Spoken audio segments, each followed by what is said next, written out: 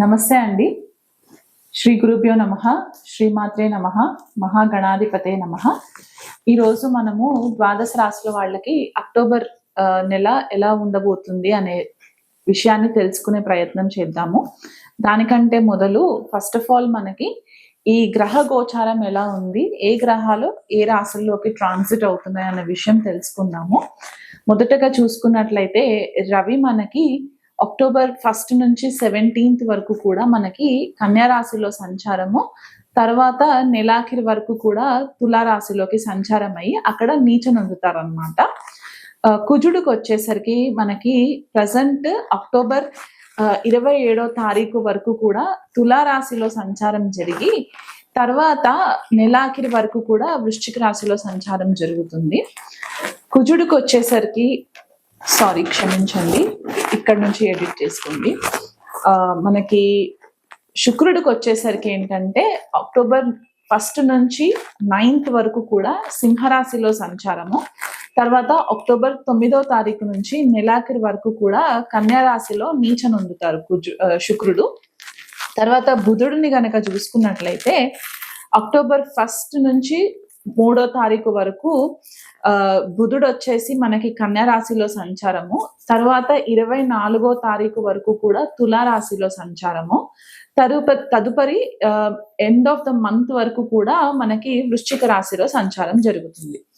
October లో మనకి main planet మనకి ఎక్కువ ఎఫెక్ట్ ఎక్కడిస్తుంది అంటే గురువు కూడా మారుతున్నారు. గురువు ఇక్కడ అక్టోబర్ 18వ తారీఖున తన ఉచ్చ స్థానమైన కర్కాటక రాశిలోకి సంచారం, అంటే దాదాపు 12 సంవత్సరాల తర్వాత గురువు మనకి ఉచ్చ స్థితిలోకి ట్రాన్సిట్ అవ్వడం అనమాట. అక్టోబర్ 18కి జరుగుతుంది.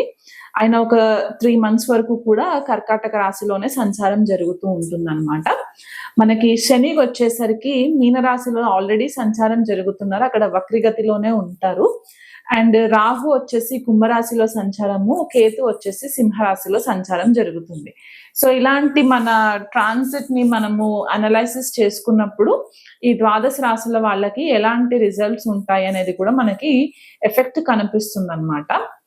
ఇక్కడ మనకి ఎక్కువ మేజర్ గా నోటీస్ చేయవలసింది ఏంటి అంటే ఎండ్ ఆఫ్ ద మంత్ కి వచ్చేసరికి 2 ప్లానెట్స్ 2 గ్రహాలు కూడా నీచనుంది, గురువు మాత్రము ఎగ్జాల్టేషన్ లో ఉంటారు, అంటే ఉచ్చనొందుతారు. సో అంటే ఇక్కడ మనకి దాదాపు రవి అక్టోబర్ 17 తర్వాత నీచనొందుతారు, అండ్ మనకి శుక్రుడు కూడా కన్యా రాశిలో సంచారము అక్టోబర్ 9 తర్వాత జరుగుతుంది కాబట్టి ఆయన కూడా అక్కడ మనకి నీచనొందుతారు. కాబట్టి గ్లోబల్ లెవెల్లో కూడా మనకి కొద్దిపాటిగా చేంజెస్ రావడం అనేది కూడా మనకి కొంచెం కనిపిస్తూ ఉంటుంది. స్పెసిఫికలీ పొలిటికల్ లీడర్స్ ఎవరైతే ఉంటారో, లేకపోతే వర్కింగ్ మల్టీనేషనల్ కంపెనీస్ లో ఎవరైతే అధికారికమైన స్థితిలో పొజిషన్స్ లో ఉంటారో అలాంటి వాళ్ళకి కొద్దిపాటిగా ఛాలెంజింగ్ సిచ్యువేషన్స్ ఉంటాయి అని చెప్పుకోవడానికి కూడా మనకి గ్రహగతుల్ని బట్టి తెలుస్తుంది అనమాట. ఎందుకంటే ఎప్పుడైతే రవి నీచనొందుతారో కొద్దిగా ఇక్కడ ఫాల్స్ ఈగో అనేది కొద్దిగా ఎక్కువయ్యి ల్యాక్ ఆఫ్ రెస్పెక్ట్ అనేది కొద్దిగా కనిపించే ఛాన్సెస్ ఉన్నాయి. కాబట్టి ఇది అందరికీ వర్తిస్తుందా అంటే కొన్ని స్పెసిఫిక్ రాసులు ఉంటాయి, వాళ్ళకి కొద్దిగా ఎఫెక్ట్ ఎక్కువ కనిపించే సిచ్యువేషన్స్ కనిపిస్తాయి. కాబట్టి అవి మనం ఇండివిజువల్ గా అనాలిసిస్ చేసుకుని చెప్పుకునేటప్పుడు నేను వివరిస్తాను. కుంభరాశి వాళ్ళకి అక్టోబర్ నెల ఫలితాలు ఎలా ఉన్నాయో చూద్దామండి. కుంభరాశి వాళ్ళకి లగ్నంలోనే రాహు సంచారము, సప్తమంలో కేతు సంచారం జరుగుతుంది. అష్టమంలో చూసుకున్నట్లయితే గనక రవి శుక్రుల సంచారం జరగడం, సప్తమాధిపతి అష్టమంలో సంచారం జరగడం అన్నమాట అక్టోబర్ 17వ తారీఖు వరకు కూడా. తర్వాత రవి అష్టమంలో నుంచి భాగ్యస్థానంలోకి తులారాశిలోకి సంచారం జరిగి అక్కడ నీచనుంది, కుజుడితో కలయిక జరుగుతుంది. ద్వితీయ కుటుంబ స్థానంలో ఆర్థిక వ్యవస్థ మనం ఏదైతే చూస్తూ ఉంటామో ఫైనాన్షియల్ ట్రాన్సాక్షన్స్, ఆ ఇంట్లో శని సంచారము వక్రీగతిలో ఉంటుంది. కాబట్టి కుంభరాశి వాళ్ళు మొదటగా చూసుకున్నట్లయితే వీళ్ళు ఇంకా ఏలినాటి శని ప్రభావంలోనే ఉన్నారు ఈ నెలలో కూడా.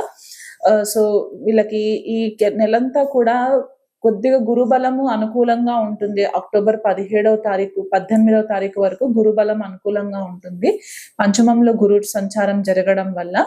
కానీ అదే గురువు వీళ్ళకి అక్టోబర్ 18వ తారీఖున షష్ఠ స్థానంలోకి సంచారం జరిగినప్పుడు ఏమవుతుందంటే సడన్ గా వీళ్ళకి కొద్దిపాటిగా చేంజెస్ అనేవి కనిపించడం మొదలవుతుంది. అంటే ఇది వరకు కొద్దిగా బెటర్ గా నడుస్తుంది, ఒక పాజిటివ్ మైండ్ సెట్ తోటి ఉన్న కుంభరాశి వాళ్ళకి కొద్దిగా చేంజెస్ అనేవి తెలుస్తాయి అన్నమాట.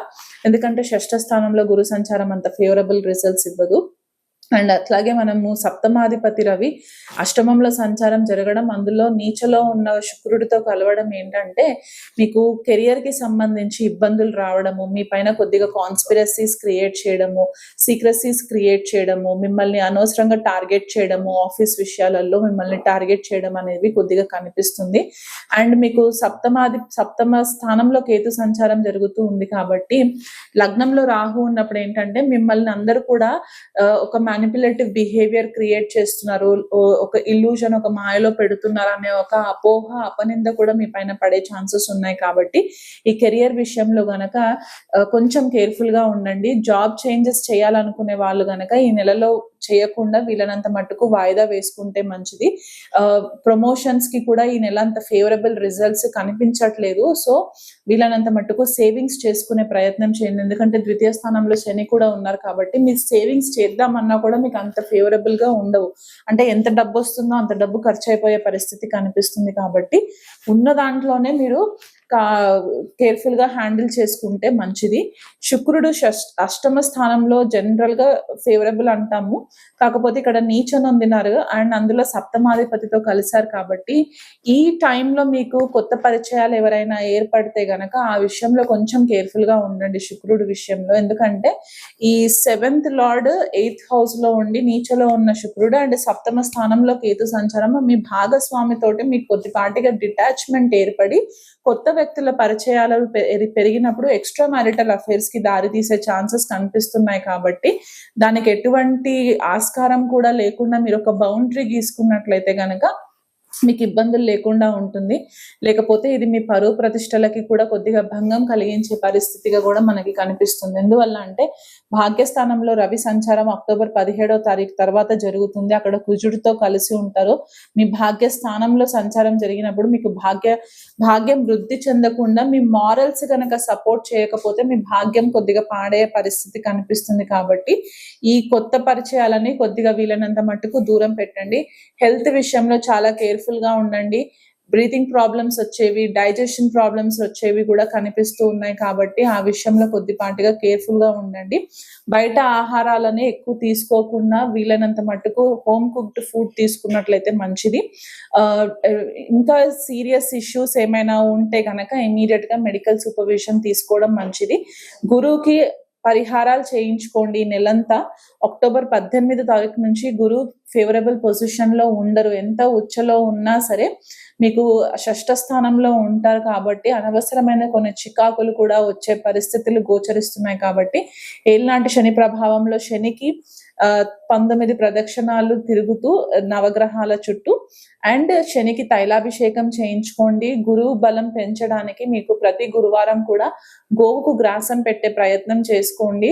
కొత్త పరిచయాలని అవాయిడ్ చేయండి వీలైనంత మట్టుకు. శుక్రుడి బలం పెంచుకోవడానికి శుక్రవారం రోజు గనక మీరు లక్ష్మీదేవి ఆరాధన చేసుకున్నట్లయితే చాలా మంచిది. దగ్గరలో ఉన్న సర్పదేవత ఆలయాలు ఏవైనా ఉంటే కనుక ప్రతి మంగళవారం రోజు కూడా ఈ రాహు కేతు ఈ ట్రాన్సిషన్ అయిపోయేంత వరకు కూడా, రాహు కుంభరాశిలో నుంచి బయటికి వచ్చేంత వరకు కూడా దగ్గరలో ఉన్న సర్పదేవత ఆలయంలో ప్రతి మంగళవారం రోజు కూడా మీరు పాలు పోసి ఒక 9 ప్రదక్షిణాలు తిరిగినట్లయితే గనక మీకు ఈ గ్రహస్థితి అంతా కూడా మీకు అనుకూలంగా ఉండడానికి కనిపిస్తుంది.